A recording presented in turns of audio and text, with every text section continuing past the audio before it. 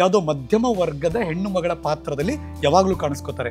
Modern look ಹೆಂಗಿರುತ್ತೆ ಅವ್ರದ್ದು ಅಂತ ಇವತ್ತು ನೋಡಬೇಕು. ಫಸ್ಟ್ ಫಿಲಮ್ ನೀವು ತೆರೆ ಮೇಲೆ ನಿಮ್ಮನ್ನು ನೋಡ್ಕೊಂಡ್ರಲ್ಲ, ಹೆಂಗ ಅನಿಸ್ತಾಗ? ಹುಡುಕ್ ಹಾಕ್ಬಿಟ್ಟಿದ್ದೀನಿ ಸರ್. ಅವಳು ಒಂದು 8ನೇ ಕ್ಲಾಸಲ್ಲಿ ಇರುವಾಗ ಅಲ್ಲಿಂದ ಅವಾಗಲೇ ನಾನು ಅಮ್ಮ ಜೊತೆಲಿರೋಕೆ ಶುರು ಮಾಡಿದ್ದು. ನಾನು ಯಾವಾಗ ನಾನು ಕೆಲಸಕ್ಕೆ ಇದಕ್ಕೆ ಬಂದನೋ ಆವಾಗ ನನ್ನ ಮಗಳು ನೋಡ್ಕೊಳ್ಳೋದು ತುಂಬ ಇದಾಗೋಯ್ತು.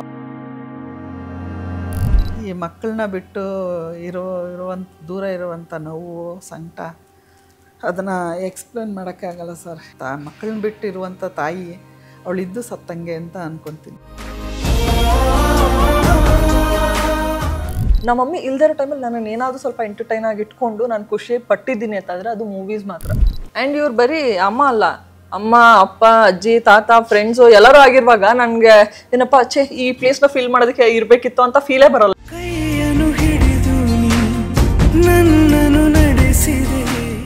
ನಿನ್ನ ಮಗಳು ನೀನು ಕಷ್ಟಪಟ್ಟು ಬೆಳೆಸಿದ್ಯಾ, ಇಲ್ಲದೆ ಇರೋರು ಕ್ರೆಡಿಟ್ಸ್ ಯಾಕೆ ಕೊಡ್ತಾ ಇದೆಯಾ?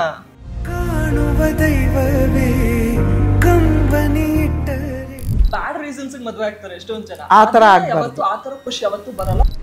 ಚಿತ್ರರಂಗ ಬಾಚಿ ತಪ್ಪಿಕೊಳ್ಳುತ್ತೆ, ಕೆಲವ್ರನ್ನ ಬಿಟ್ಬಿಡುತ್ತೆ. ನಿಮ್ಮನ್ನು ಹೆಂಗೆ ಟ್ರೀಟ್ ಮಾಡೋದು ಹೇಳ್ಕೊಳಕ್ಕೂ ಕಷ್ಟ ಆಗುತ್ತೆ. ಅವರಷ್ಟು ಕ್ರಿಮಿನಲ್ಗಳು ಯಾರಿಲ್ಲ ಅಂತ ಹೇಳ್ಬೇಕು, ಆ ರೇಂಜ್. ಇದು ಹೇಳಿದ ತಕ್ಷಣ ಇವಾಗಲೇ ಮದುವೆ ಆಗ್ತೀರಾ ಅಂತ ಕೇಳಿದ. ನೀವು ಕೇಳಿದ್ದು? ಹೋಗಿ ಮದುವೆ ಆಗಿ ಮದುವೆ ಆದ್ಮೇಲೂ ಆಕ್ಟಿಂಗ್ ಮಾಡೋದಕ್ಕೆ ಅಲೋ ಮಾಡ್ತೀನಿ ಅಂತ ಹೇಳಿದ್ರು. ಅದಕ್ಕೋಸ್ಕರ ಮದುವೆ ಅಂತ ಆದ್ಮೇಲೆ ಬಂದಿದ್ದ ಕಷ್ಟ ಅದು. ಮದುವೆ ಒಂದು ಯಾರೋ ಫೋರ್ಸ್ಫುಲ್ ಆಗೋ ಒಂದು ಮಾಡಬೇಕು ಈ ಟೈಮ್ಗೆ ಅಂತ ಮಾಡೋದಲ್ಲ. ತುಂಬ ನೋವುಗಳನ್ನ ನೋಡ್ಬಿಟ್ಟಿದ್ದೀನಿ. ಅದೆಲ್ಲ ಜೀವನ. ಆ ಥರ ಲೈಫ್ ನೋಡ್ಕೊಂಡು ಬಂದಿದ್ದು. ನಿನ್ನ ಜೊತೆ ಯಾವಳ ಇರ್ತಾಳೆ, ನೀನು ಹೆಂಡತಿ ಕಟ್ಕೊಂಡಿದ್ದಾಳೆ, ಅದಕ್ಕೆ ಇದ್ದಾಳೆ. ಏನಾದ್ರು ನಾನು ತಿಳ್ಕೊಂಡಿದ್ದೀನಿ ಅಂದರೆ ಸಿನಿಮಾ ನೋಡಿ ಸರ್. ಇದನ್ನ ವಿಷಯ ಇಟ್ಕೊಂಡು ಎಷ್ಟು ಜನ ಅವಮಾನ ಮಾಡಿದ್ದಾರೆ ನಮ್ಮ ಮಮ್ಮಿಗೆ.